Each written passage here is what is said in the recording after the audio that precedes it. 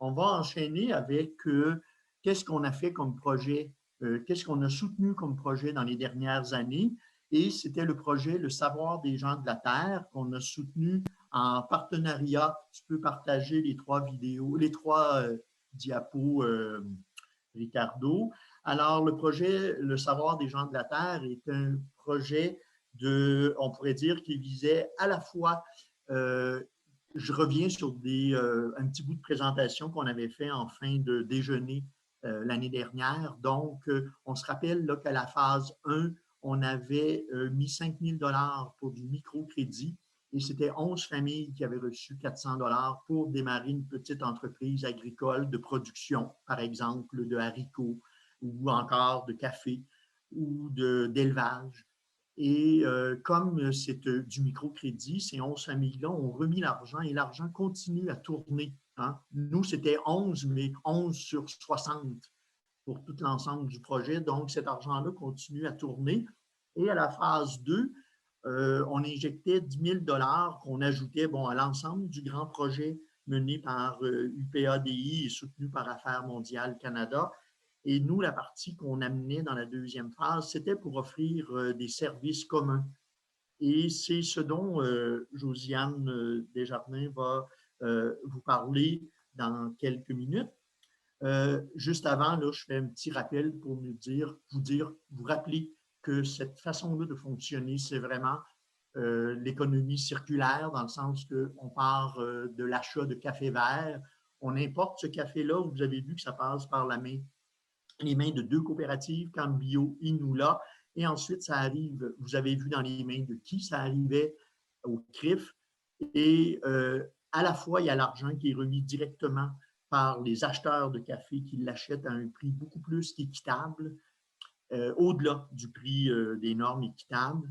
Et il y a tout l'argent qu'on réinvestit dans les projets de développement et tout l'impact que ça a.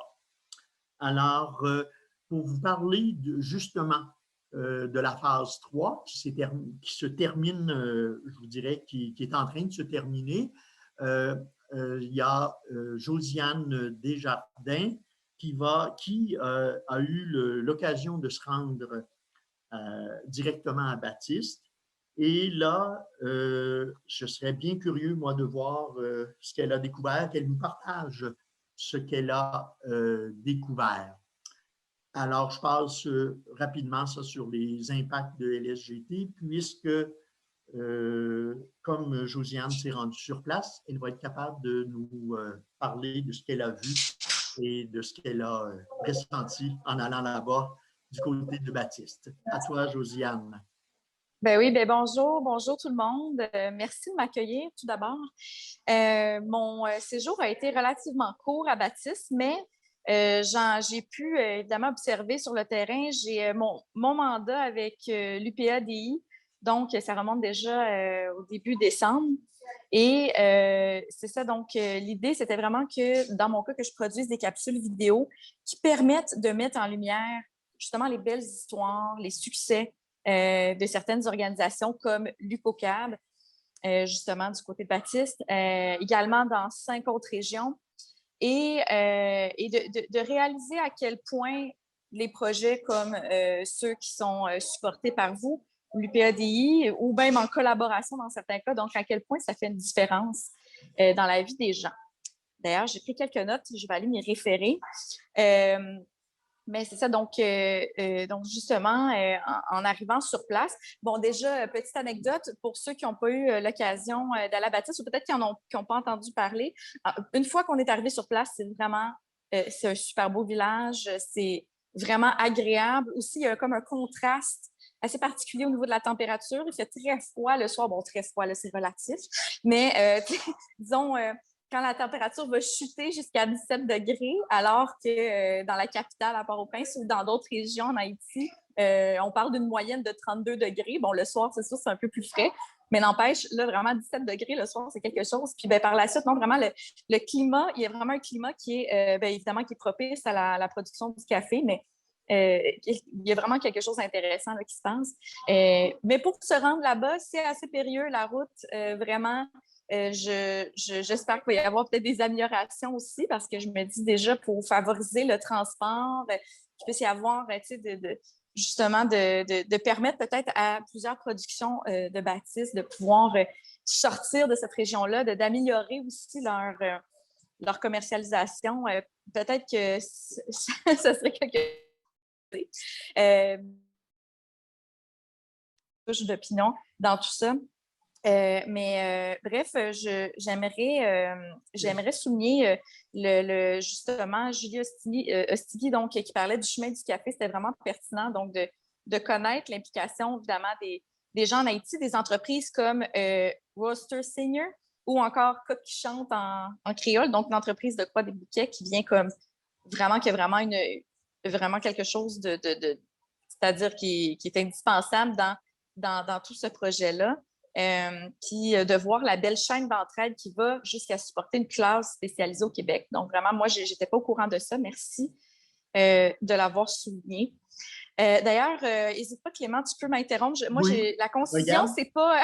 on a mis en partage les quelques photos que tu nous avais envoyées. Tu vois, OK, là, on oui. met d'abord celle-ci. Tu pourrais nous dire qu'est-ce que tu as vu lorsque tu as pris ces photos-là. Oui. C'était Bon, tu juste... fais bien de me ramener à l'ordre, là, parce que là, j'étais dans mes notes. On dirait que moi, des fois, je me dis, je ne veux pas me perdre dans mes idées, donc je vais me référer à mes notes. Mais oui, bon, allons-y. Oui, avec cette photo-là, en fait, ça, c'est la boutique d'intrants qui a été en grande partie supportée par vous.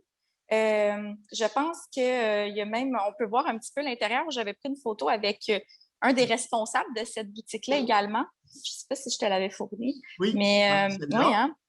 Oui. Oui, puis je pense qu'il y avait aussi on voyait également, il y a une photo qu'on pouvait voir aussi le représentant de cette boutique-là, mais tu sais, bon, c'est petit, mais c'est quand même un kiosque d'importance là, à cet endroit-là, dans cette région-là. Tu sais, vraiment, d'avoir justement un stock de matériel pour.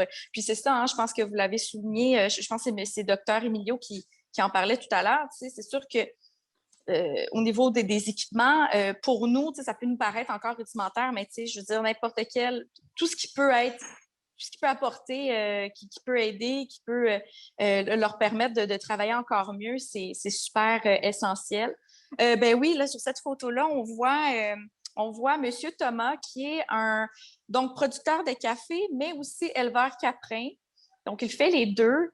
Et ça a été vraiment une belle rencontre dans ce cas-ci. Lui, c'est le personnage principal d'une de mes capsules. Donc, on me l'avait recommandé. C'est-à-dire, on m'avait parlé de lui en bien, puis même qui a été récompensant en quelque sorte là, aussi pendant les activités de formation. C'est quelqu'un qui est très, très impliqué dans l'UQAB, mais qui a aussi, c'est quelqu'un qui est extrêmement reconnaissant envers l'aide qu'on lui a apportée. Puis peut-être que ça me permettrait de faire un petit, justement, un parallèle avec ce que Dr. Emilio Basile disait tout à l'heure, parce que les familles paysannes ont vraiment des besoins importants. C'est vraiment, vous êtes bien au courant, mais justement, de pouvoir renforcer leur capacité par un projet comme celui-là, ça fait vraiment une différence sur leur production, la qualité de la production, mais carrément leur vie. Puis lui, ce monsieur-là que vous voyez, donc, évidemment, il a une famille et justement, il a pu, grâce à cette aide-là, donc, augmenter ses revenus. Il a pu diversifier, agrandir son jardin, diversifier sa production, mais aussi permettre d'envoyer une de ses filles à l'école en continu. Donc, on le sait que ça, c'est encore un grand défi. C'est encore un grand défi là, en Haïti, partout, dans plein de régions. Donc, c'est important de se le rappeler. Ça m'a touchée, c'est vraiment de savoir que finalement, c'est toute la famille qui bénéficie finalement de l'aide qu'il reçoit par l'entremise des projets. Donc, j'avais rencontré lui. J'ai aussi rencontré les gens du projet Carboneutre, qui n'est pas le même projet Oui, enfin, c'est ça. C'est ça. Il y a Hugo dans quelques minutes qui va nous en parler de Carboneutre. Écoute, on aurait de quoi faire un déjeuner complet. Oui, je m'excuse. Avec toutes tes choses que tu as pu voir là-bas. Mais pour nous, c'est capital de voir les résultats. Et c'est ce que tu as pu constater. Et ta présence avec nous ce matin nous permet de t'avoir comme témoin de ces résultats-là. Donc, c'est très important pour ceux qui ont pu, pour tout le monde qui a pu t'écouter ce matin.